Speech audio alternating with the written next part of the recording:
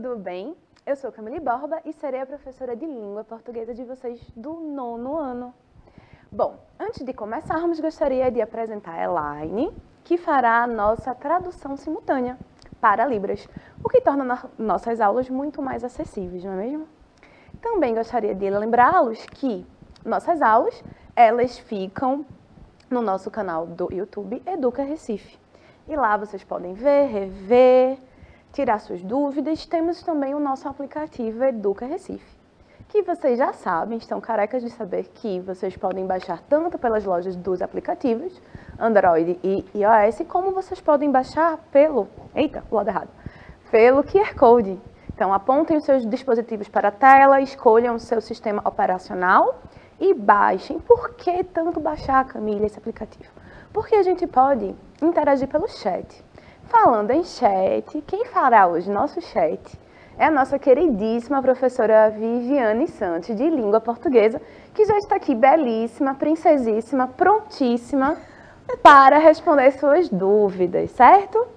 E o tema de hoje, gente, continua sendo narrativas ficcionais e não ficcionais. Tema este que eu sou suspeita, porque sou apaixonada. Então, a gente vai continuar nossos estudos, certo? E não vamos esquecer que eu mandei para vocês um conto para a gente ler, vocês lembram? 100 Anos de Perdão, de Clarice Lispector. Será que alguém leu?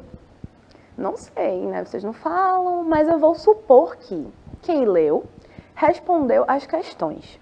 E eu tinha colocado algumas questões, vocês lembram?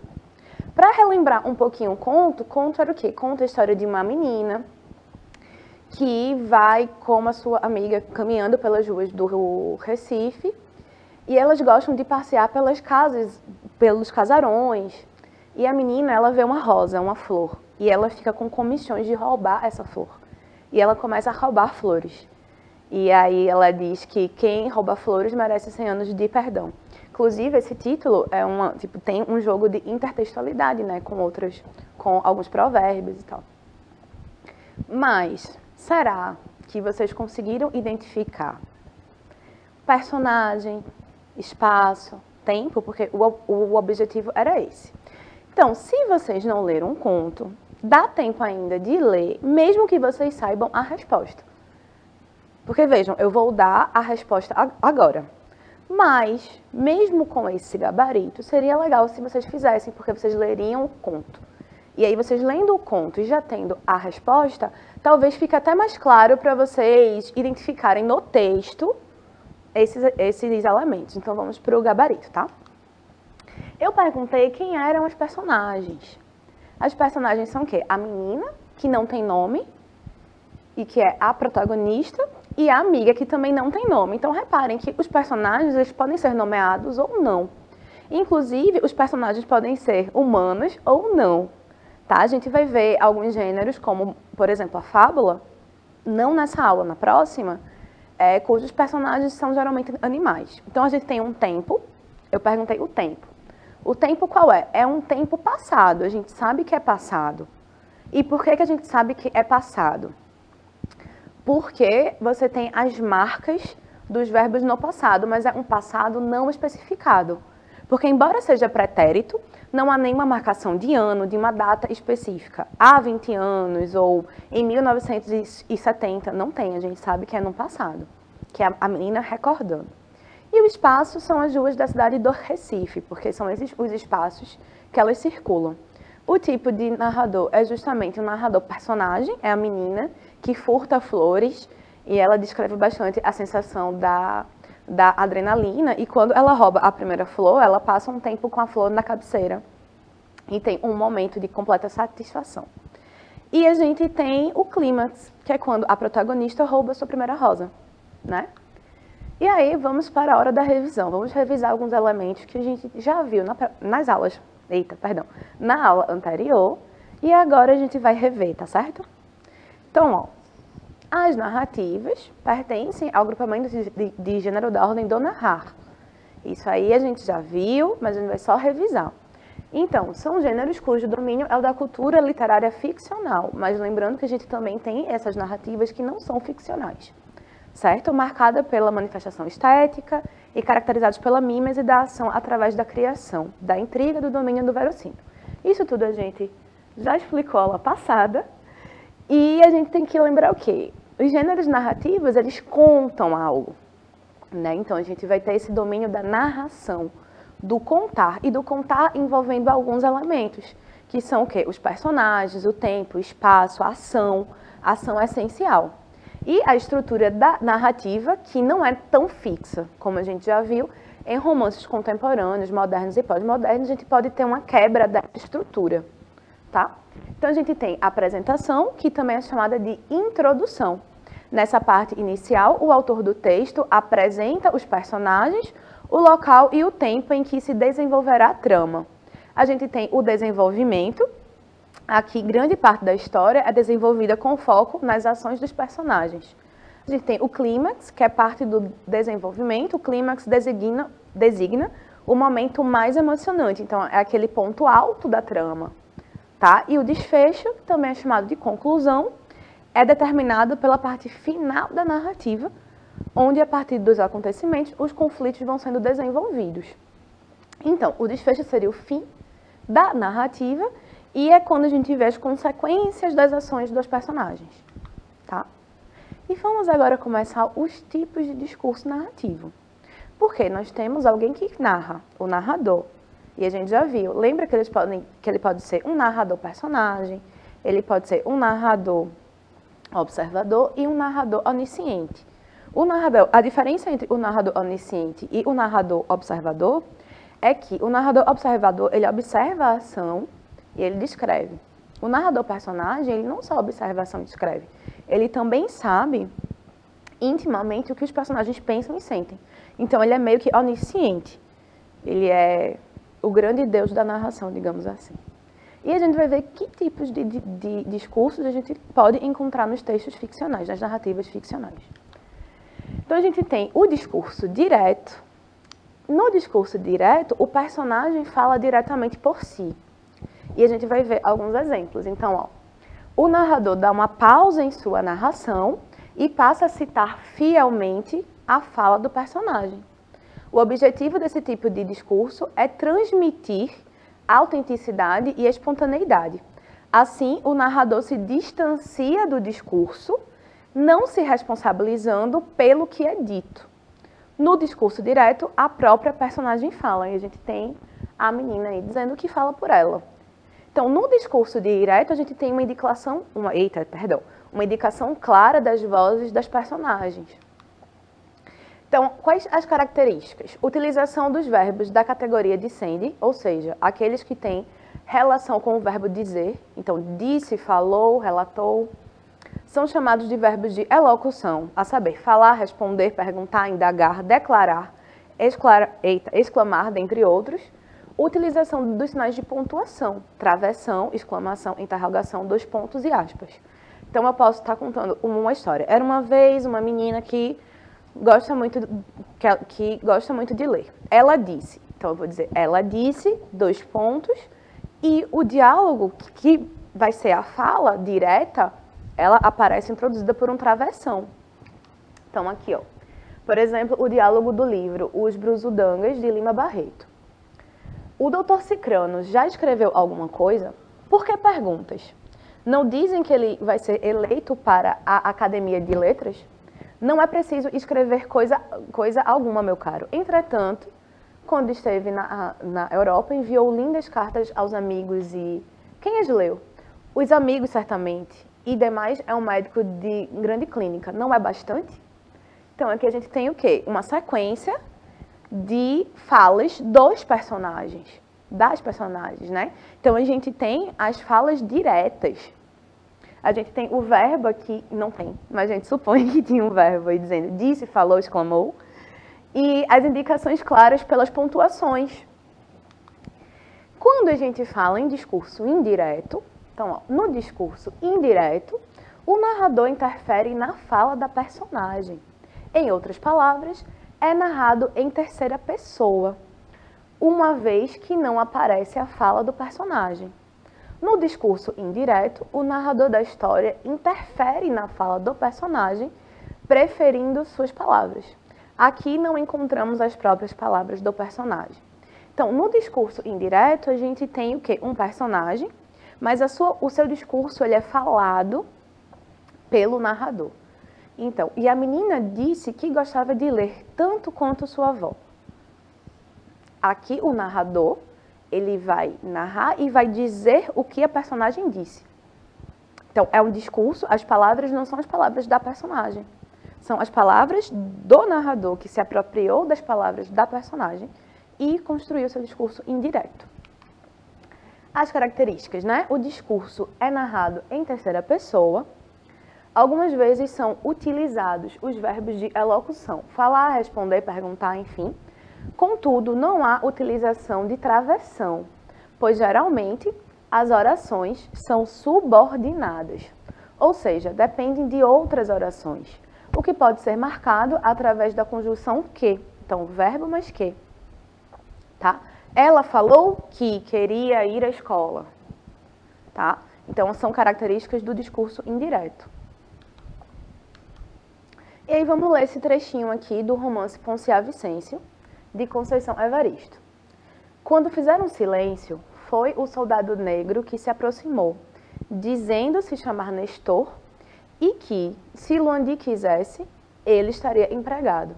Era para varrer, limpar, cuidar do asseio da delegacia. E como ele não sabia ler nem assinar, não poderia ser soldado. Então, a gente percebe nesse trecho que a gente percebe o verbo, aqui ó, dizendo. A gente tem, ó, dizendo se chamar Nestor. Como a gente poderia transformar esse discurso em um discurso direto? Nestor, e ele disse, e me chamo Nestor. Vocês notam a diferença? Aqui a gente tem o discurso narrado, perdão, o discurso redito pelo narrador. Tá. E o discurso indireto livre? No discurso indireto livre, há uma fusão dos dois tipos de narração. Então, a gente vai ter uma narração direta e uma narração indireta.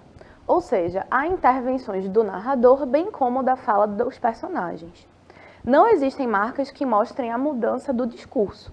Por isso, as falas dos personagens e do narrador, que sabe tudo o que se passa no pensamento dos personagens, pode ser confundida.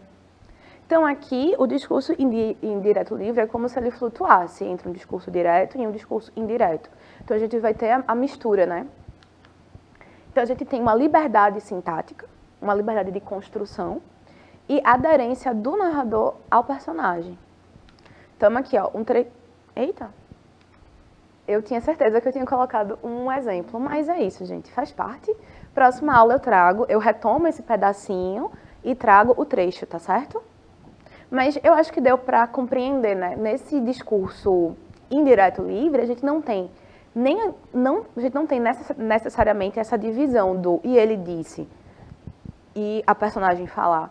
Também não tem somente o discurso do personagem dito pelo narrador. A gente vai ter uma mistura e eu trago na próxima aula, retomo isso e a gente fecha, tá? Reviso, fecho e vai dar tudo certo. Indo para o outro tópico da aula, que é o pacto ficcional, que é essencial na construção das narrativas ficcionais. Aí você vai dizer por quê? E eu vou explicar. Vejam só.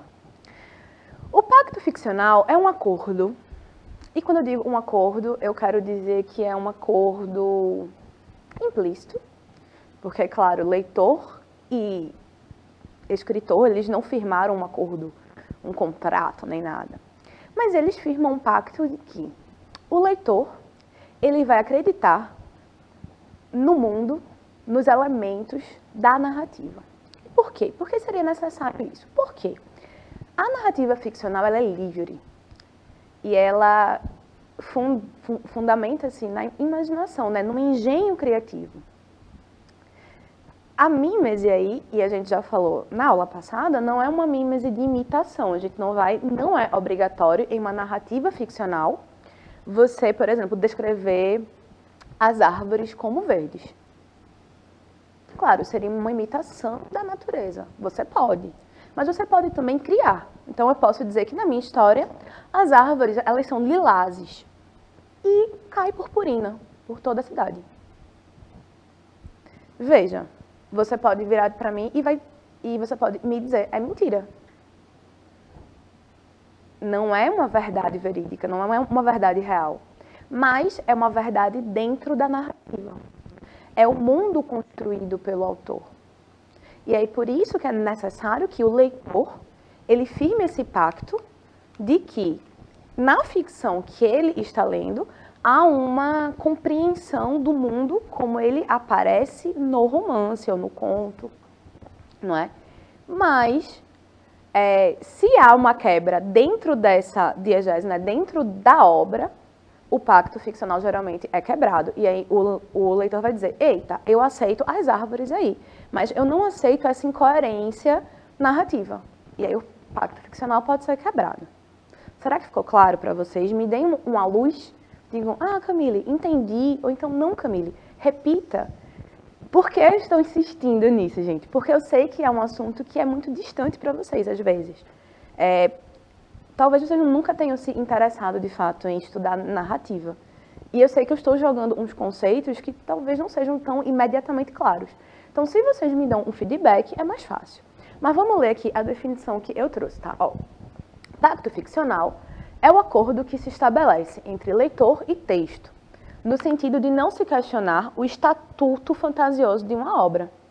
Esse pacto se realiza tanto a partir da leitura de obras literárias escritas em prosa, como contos, novelas e romances dirigidos a adultos, jovens e crianças, como novelas e séries televisivas, filmes, histórias em quadrinho, tirinhas de jornal, desenhos animados e outras produções de vários gêneros. Vejam aqui, olha para mim. Vou explicar isso aqui de um jeito assim, mais fácil. Filme de super-herói. A gente assiste e a gente gosta, a gente fica animadíssimo. Mas aquilo existe? Na nossa realidade realística, digamos assim, existe? Não. Mas a gente não considera uma falha narrativa esses elementos fantásticos. Por quê? Porque a gente firmou esse pacto ficcional de que é aceitável ali você ter pessoas que têm superpoderes, ou você ter pessoas que não têm superpoderes, que ganham de pessoas com superpoderes. Então, por quê? Porque a narrativa, ela cria esse mundo e que tudo é meio que incrível, mesmo que não haja uma correspondência com a nossa realidade agora. Eu tinha um aluno que tinha muito problema com narrativa porque ele dizia que era tudo mentira. E aí, esse ponto da mentira versus verdade vai ser um tópico que a gente vai discutir na próxima aula. Eu trouxe, assim, um estudo para a gente pensar na narrativa. Pensar nas verdades e, na verdade, na narrativa. Mas, continuando o pacto ficcional, é quando a gente assiste um filme de ação, por exemplo, e você vê, assim, um racha entre dois carros, o povo vai, capota e sai vivo. Então, veja, a probabilidade disso acontecer no mundo real é muito baixa. Mas a gente torce por isso na ficção. Por quê? Porque a ficção na ficção há uma liberdade de mundo. Há uma liberdade de construção de mundo, de personagem, de situação. Agora, claro, deve-se ser coerente ao mundo que se criou. Porque senão aí fica um pouco mais complicado. Olha aí, o trecho apareceu, minha gente. Eu só mudei a ordem. Vamos voltar, Olha, volta aí para o discurso indireto livre. Eu sabia que eu tinha botado. Olha só. Lembram que o discurso indireto livre há uma mistura entre a voz do narrador, a voz da personagem, vamos lá. Lembrou da missão que passara por uns tempos na sua terra. Foi naquela época que sua irmã Ponciá tinha aprendido a ler. Ele já acompanhava o pai nos trabalhos da roça. E sua irmã já varara os 4 cantos da cidade, olhava as moças negras procurando um rosto que fosse o dela. A irmã sabia ler. Como estava sendo a vida dela? Então, aqui você tem um narrador, que ele está marcado, você vê, mas também tem a voz do personagem lembrando da irmã. E aí você tem essa mistura das vozes. E agora vamos voltar para a aula, na ordem certa, que vamos conhecer alguns gêneros que fazem parte dessas narrativas ficcionais. Então, a gente tem o romance, e no romance, na verdade, o romance é o grande gênero, a gente pode dizer que é o grande gênero narrativo. É o que a gente primeiro pensa quando pensa em narrativa. E esse romance apresenta acontecimentos fictícios organizados em uma sequência temporal, quase sempre longa, que não é necessariamente narrada em ordem cronológica. Por serem extensos, os romances permitem a existência de mais de um conflito e o aprofundamento dos personagens, além de contarem com descrições mais detalhadas. Em geral, são divididos em capítulos. Como as demais narrativas, caracterizam-se por apresentar enredo, narrador, personagens, espaço e tempo. Neles costumam ser empregadas as variedades urbanas de prestígio, mas é comum que os personagens utilizem outras variedades, coerentes com seus traços pessoais e com o contexto, já que, gente, como sempre eu digo, a linguagem é fruto de tudo que somos, né? As características do narrador também definem o emprego da linguagem mais formal ou menos formal. E uma curiosidade, você sabia que tudo indica que o termo romance tem origem na palavra romanice, cujo significado está relacionado a qualquer obra escrita em romanço, língua falada nas regiões ocupadas pelos romanos. Porém, a partir do século XVIII, que o termo romance começou a ser utilizado com a acepção que conhecemos hoje. Isto é uma narrativa longa escrita em prosa. A parte da prosa é bem importante. Portanto, o romance e o romantismo, o movimento estético, surgiram ao mesmo tempo e parecem terem sido feitos um pelo outro. Mas o romantismo é do século XIX, tá, gente? E a gente tem a narrativa de enigma, que é aquela em que é o quê? Um mistério. Você tem um mistério, você tem um ponto de partida de uma investigação feita por um detetive e, eventualmente, seu auxiliar. Com extraordinária capacidade de dedução, tendo por base os vestígios deixados no local de crime, o investigador desvenda quem é o culpado e qual é o seu motivo. O desenvolvimento da narrativa apresenta algumas características marcantes. Um crime, uma investigação, pistas, despistamentos, reviravoltas na trama. O desfecho geralmente é bem impressionante. A gente tem o conto também, que segundo Massoud Moisés, o conto na Idade Média significava enumeração de acontecimentos, relatos de coisas verdadeiras, narrativa. O conto é uma narrativa unívoca, univalente, constitui uma unidade dramática, porque visto gravitar ao redor de um só conflito, uma só ação. A ação pode ser externa, quando as personagens se deslocam no espaço e no tempo, e interna, quando o conflito se localiza em sua mente. Então, o conto é uma narrativa mais curta, unívoca, que é uma voz só, e a gente tem os personagens. O conto costuma apresentar pouquíssimos personagens, principalmente por causa da extensão. Se você enche um conto de personagens, você precisa, para você ter bons personagens, você precisa de um tempo para o quê? Desenvolver esses personagens, né? Até por conta do seu espaço e tempo reduzidos, e costuma ser narrado em terceira pessoa, salvo em narrativas com fluxo de consciência. E a gente tem a figura do mini-conto, que a gente já estudou aqui antes, quando a gente teve a aula de linguagem na internet, eu acho. E aí, o mini-conto, microconto ou nanoconto é uma espécie de conto ainda mais reduzido. Então, a questão aqui do mini-conto é a extensão. Você continua tendo os mesmos elementos de narrativa, espaço, tempo, personagem, mas você reduz isso para alguns caracteres. Reparem, eu não estou falando páginas, estou falando em caracteres. Frases, linhas, 3 linhas, 4 linhas, você vai ter um conto muito curto. A ideia é que, no mínimo de palavras possíveis, seja apresentado todo um contexto e uma ação em torno do pouco que é revelado por aquelas palavras. Então, é um gênero muito mais de sugestão e que exige do leitor que ele preencha as elipses, os espaços, para que ele consiga compreender a ação como um todo. Ernest Hemingway é autor de um dos mais famosos mini-contos, que vende-se um par de sapatos de bebê, nunca usados.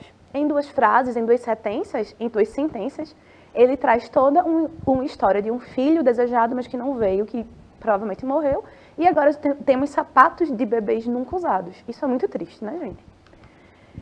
No mini-conto é muito mais importante que escrever é sugerir.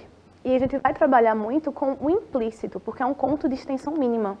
E aqui eu trouxe 2 mini-contos que eu já tinha trazido para vocês, são meus, para a gente trabalhar exatamente essa questão de como ele é reduzidinho.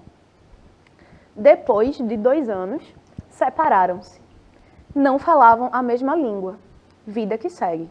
Então, veja, em 3 orações, a gente pode construir um background de 2 pessoas que se amavam, em tese, separaram-se. Por quê? Porque não falavam a mesma língua. E aqui a gente tem o quê? Você pode usar a língua com várias acepções, né? Eles não falavam, não conversavam mais, não tinham mais os mesmos objetivos. E vida que segue, porque assim é a vida. E, ó, tinha orgulho de só usar a língua culta, a norma padrão. Acertava as mesóclises, próclises e ênclises. Era perito no uso das metáforas e do hipérbato. Beijava mal, não sabia usar a língua. Então aqui a gente tem também toda uma construção de características e no final a gente tem uma verdade. Não sabia usar a língua. Então reparem que aqui também há todo um trabalho polissêmico com a palavra língua. Mas vejam, os minicontos eles são muito pequenos, eles são realmente curtos. Eles são realmente mínimos, mas que falam mais do que está escrito. E aí, para casa, na verdade, temos alguma dúvida, alguma coisa no chat? Então, professora Camila, eu estou aqui completamente entristecida, porque o 9º ano me abandonou hoje, não tem dúvidas, pouquíssimas participações, eu estou aqui num monólogo, então, mas eu espero que na próxima aula vocês possam interagir mais, né? Eu sei que vocês não conseguiram acessar o chat na primeira aula, talvez tenha sido isso, mas continuem participando, continuem tentando, tá certo? E aí a gente vai conseguir fazer essa conversa num próximo momento, tá certo? Pronto, então, para casa, o que eu quero? Eu queria que vocês tentassem escrever um mini conto. Vocês vão dizer, mas Camila, e do nada assim? Vejam, observem, vocês sabem o que é uma narrativa, vocês sabem os personagens, vocês podem só criar alguma coisa. Então, vê, que tal vocês tentarem escrever um mini conto e compartilhar o mini conto de vocês comigo através do QR Code que vai mandar para o Padlet, que é tipo um mural, e aí vocês podem criar os posts, tá, gente? A aula de hoje termina aqui. Foi um prazer estar com vocês. Trouxe aqui uma citação de Butler. Boas histórias são boas histórias, não importa como estejam categorizadas. Então, me mandem boas histórias.